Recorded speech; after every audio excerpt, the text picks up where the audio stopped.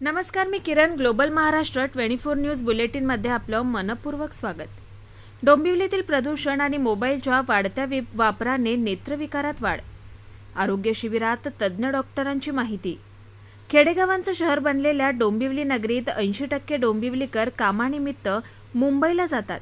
धकाधकीचं जीवन, fast food पद्धत आणि मोबाईलचा वाढता वापर आणि प्रदूषण हे नागरिकांच्या आरोग्यावर परिणाम करत असते. डोंबिवली शहरात अनेक नागरिकांची याच कारणामुळे नेत्रविकारात वाढ होतीये, अशी माहिती डोंबिवलीतील पार पडलेल्या आरोग्य शिबिरात तज्ज्ञ डॉक्टर विनय पाटील आणि डॉक्टर मंजू पाटील यांनी दिली आहे. डॉक्टर विनय फाउंडेशनच्या वतीने डोंबिवली पश्चिमेकडील सखाराम नगर कॉम्प्लेक्समध्ये मोफत आरोग्य शिबिर घेण्यात आलं होतं. शिबिरात अनेक नागरिकांनी उपस्थिती दर्शवली. शिबिरात मोतीबिंदू, रेटिनाचे विकार, बुबुळाचे विकार, तिरळेपणा, अॅक्युप्लास्टी, ग्लुकोमा आदी तपासणी करण्यात आल्या. यावेळी डॉक्टर सेल जिल्हाध्यक्ष डॉक्टर विनय पाटील म्हणाले, आजच्या धकाधकीच्या जीवनात दिवसातून 1 तास आपल्या शरीरासाठी द्यावा असं जागतिक आरोग्य संघटनेनं सांगितलंय. वेळेवर आरोग्य तपासणी करणं आवश्यक असून मोबाईलचा अतिवापर टाळणं गरजेचं आहे. ज्येष्ठ नागरिकांमध्ये मोतीबिंदूचं प्रमाण 50% आहे. डोळ्यांचे विकार झाल्यास नागरिकांना, विशेषतः ज्येष्ठ नागरिकांना दवाखान्याचे हेलपाटे मारावे लागतात. त्यांचा त्रास वाचवण्यासाठी दवाखाना आपल्या दारी असा उपक्रम राबवला आहे. तर डॉक्टर मंजू विनय पाटील म्हणाल्या, डोंबिवलीतील अनेक महिला कामावर जातात. काम आणि घर असे सांभाळून महिलांना आपलं आरोग्यही सांभाळायचं असतं. याकरिता महिलांनी आरोग्याकडे लक्ष दिलं पाहिजे. या शिबिराचा 200हून अधिक डोंबिवलीकरांनी लाभ घेतला. Bureau report, global Maharashtra 24 news, Thane, Dombivli, Maharashtra. अशाच निरनिराळ्या आणि देशविदेशातील ठळक घडामोडी पाहण्यासाठी ग्लोबल महाराष्ट्र 24 न्यूज वृत्तवाहिनीला सबस्क्राईब करा, लाईक करा, शेअर करा आणि कॉमेंट बॉक्समध्ये आपल्या प्रतिक्रिया देखील नोंद करा. आणि पाहत रहा ग्लोबल महाराष्ट्र 24 न्यूज. धन्यवाद.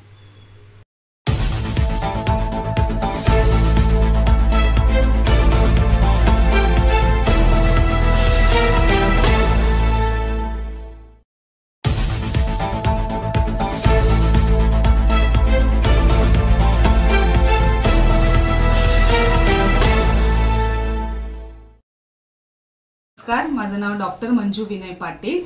माझं जनरल प्रॅक्टिस आहे सखाराम नगर कॉम्प्लेक्स, श्रीरंग विला नावाच्या बिल्डिंगमध्ये. आज आमच्या येथे मोफत नेत्र तपासणी शिबिर होता. याचा लाभ आमच्या सखाराम नगर कॉम्प्लेक्समधील सर्व महिला, लहान मुले, ज्येष्ठ नागरिक यांनी घेतला.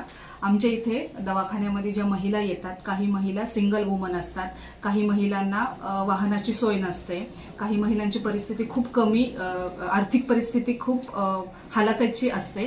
त्याच्यामुळे त्यांच्यासाठी आवर्जून हा कॅम्प आम्ही आयोजित केला.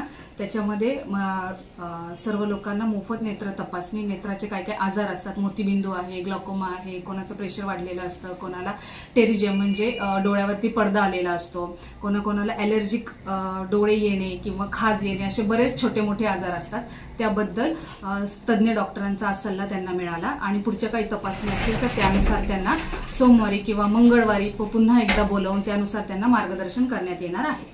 मोफत नेत्र तपासणी शिबिर होता. याचा लाभ आमच्या सखाराम नगर कॉम्प्लेक्समधील सर्व महिला, लहान मुले, ज्येष्ठ नागरिक यांनी घेतला.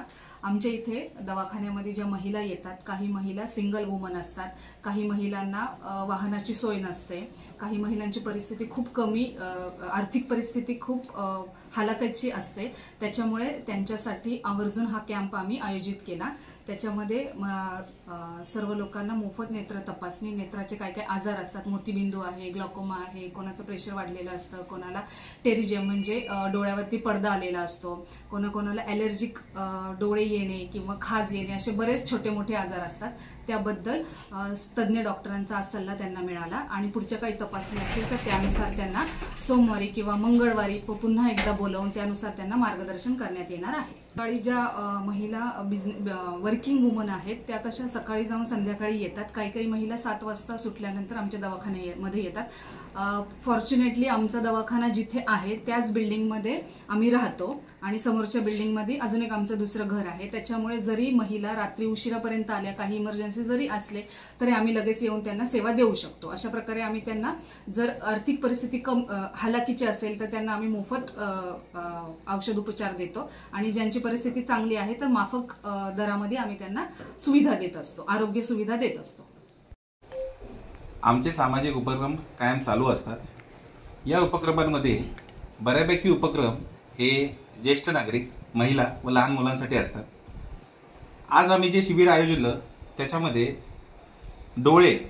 डोळ्यांचे सर्व विकार, मग त्यात मोतीबिंदू असतील, रेटायना म्हणजे डोळ्याचा पडदा असेल, डोळ्यांचे नंबर असतील, कित्येक ज्येष्ठ लोकांना डोळ्यातून पाणी येतं, याच्यासाठी ते बिचारे दारोदार हॉस्पिटल टू हॉस्पिटल फिरत असतात, पण त्यांचं काही शंकेचं समाधान होत नाही आणि ते अंगावरच काढतात.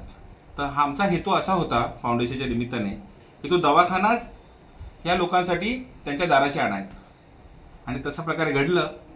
भरपूर लोकांना त्याची सुविधा मिळाली, भरपूर लोकांना त्याच्यामध्ये ट्रीटमेंट मिळाली आणि ते समाधानी आहेत असं जाणवतं. ज्येष्ठ नागरिकांमध्ये मोतीबिंदूची टक्केवारी बघायला गेलं तर 50% वरती आहे. लहान मुलांमध्ये नुकतेच ज्यांना नंबर लागले आहेत अशी खूप मुलं दुर्लक्षित आहेत.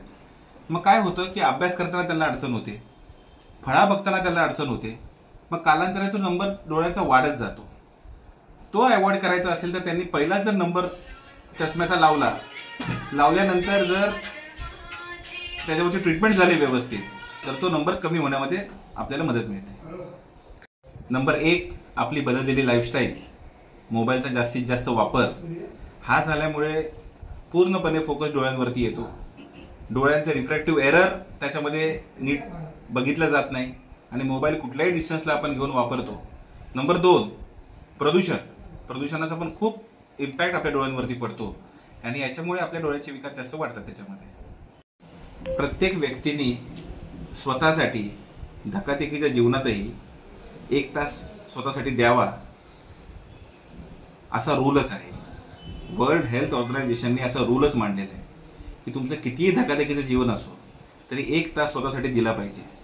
मग ती कोणतीही काळजी असो, डोळ्यांची काळजी असो, आपल्या शरीराची काळजी असो, त्याच्यामध्ये व्यायाम असो, आरोग्याची निगा असो, वेळच्या वेळी डॉक्टरांचा तपास असो, तो प्रत्येक व्यक्तीने केला पाहिजे असं वर्ल्ड हेल्थ ऑर्गनायझेशनने सल्ला दिलेला आहे आणि त्याप्रमाणे व्यक्तीने जर वागला तर तो निरोगी राहण्यामध्ये जास्तीत जास्त मदत होते.